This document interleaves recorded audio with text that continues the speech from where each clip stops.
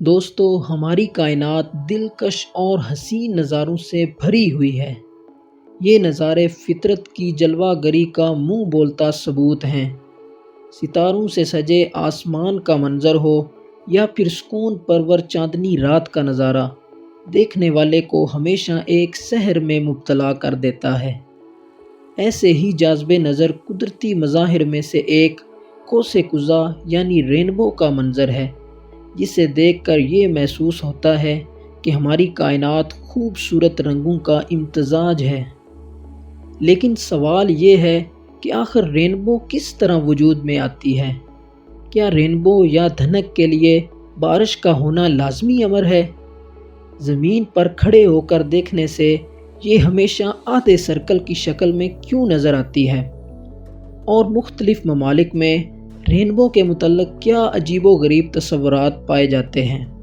میں ہوں وقاص نصر اللہ اور آپ دیکھ رہے ہیں ستارہ ٹی وی۔ دوستو، رینبو کو وجود میں آنے کے لیے سن لائٹ اور واٹر ڈراپلیٹس کی ضرورت ہوتی ہے۔ ہر وہ جگہ جہاں پر سورج کی روشنی اور پانی کے قطرے موجود ہوں، وہاں رینبو جنم لے سکتی ہے۔ لہٰذا جب سورج کی سفید روشنی پانی کے قطروں سے گزرتی ہے تو وہ اپنے رنگوں میں بکھر جاتی ہے۔ اکثر اوقات بارش کے بعد قوس قزح آسمان پر 7 رنگوں کی ایک کمان کی شکل میں نمودار ہوتی ہے۔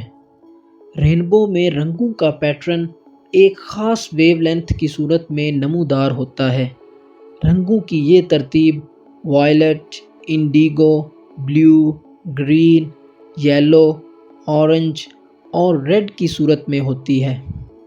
ناظرین، قوس قزح کے اس عمل کے دوران پانی کا ہر ایک قطرہ ایک پرزم کی شکل اختیار کر جاتا ہے۔ لہٰذا سورج کی شعاعیں جب ایک ریئر یعنی لطیف میڈیم ہوا سے گزر کر ڈینسر یعنی کثیف میڈیم پانی میں داخل ہوتی ہیں تو اپنی اصل ڈائریکشن سے منعکس ہو جاتی ہیں۔ اس خاص فینومینا کو ہم ریفریکشن کہتے ہیں۔ رینبو صرف اس وقت نظر آتی ہے جب سورج کی روشنی دیکھنے والے یعنی ناظر کے پیچھے سے آتی ہے۔ اکثر ہم بارش کے بعد یہ نظارہ وٹنس کرتے ہیں، کیونکہ اس وقت ایک تو پانی کے قطروں کی کثیر تعداد ہوا میں معلق ہوتی ہے اور دوسرا سورج کی ترچھی شعاعیں ان قطروں سے ملاپ کے بعد مختلف ویو لینتھ میں بکھر جاتی ہیں۔ زیادہ خوبصورت دھنک اس وقت بنتی ہے جب آدھے آسمان پر بادل ہوں اور آدھا آسمان صاف ہو اور دیکھنے والے کے عین اوپر آسمان پر مطلع ابر آلود نہ ہو۔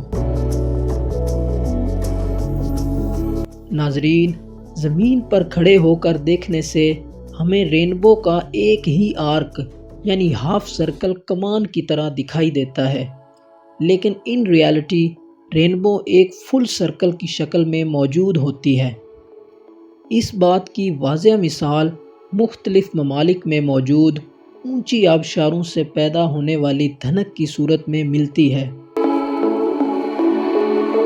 چائنا اور امریکہ میں ان آبشاروں کے قریب دھنک ایک کمپلیٹ سرکل کے طور پر دیکھی گئی ہے۔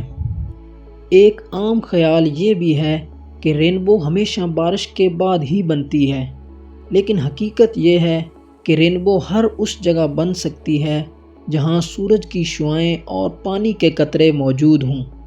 یہی وجہ ہے کہ روشن دنوں میں آبشاروں کے قریب آپ قدرت کے اس حسین منظر کو دیکھ سکتے ہیں۔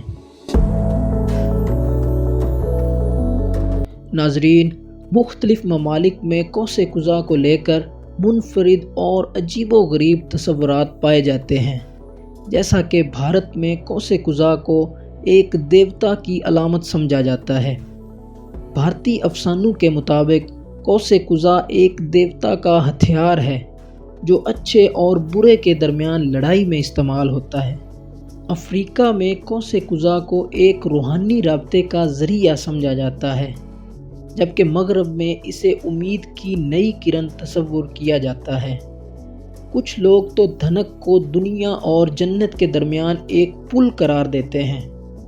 غرض یہ تصورات اور مفروضے چاہے کچھ بھی ہوں، لیکن یہ بات اٹل ہے کہ قوس قزح کائنات کے دلکش نظاروں میں سے ایک ہے اور خوبصورتی میں مثل کامل ہے۔ دوستو، امید ہے کہ ہماری یہ ویڈیو بھی آپ بھرپور لائک اور شیئر کریں گے۔ مزید ایسی ہی انفارمیٹیو ویڈیوز کے لیے ہمارے چینل کو سبسکرائب کیجیے اور کمنٹس میں اپنی قیمتی رائے سے آگاہ کیجیے۔ بے حد شکریہ۔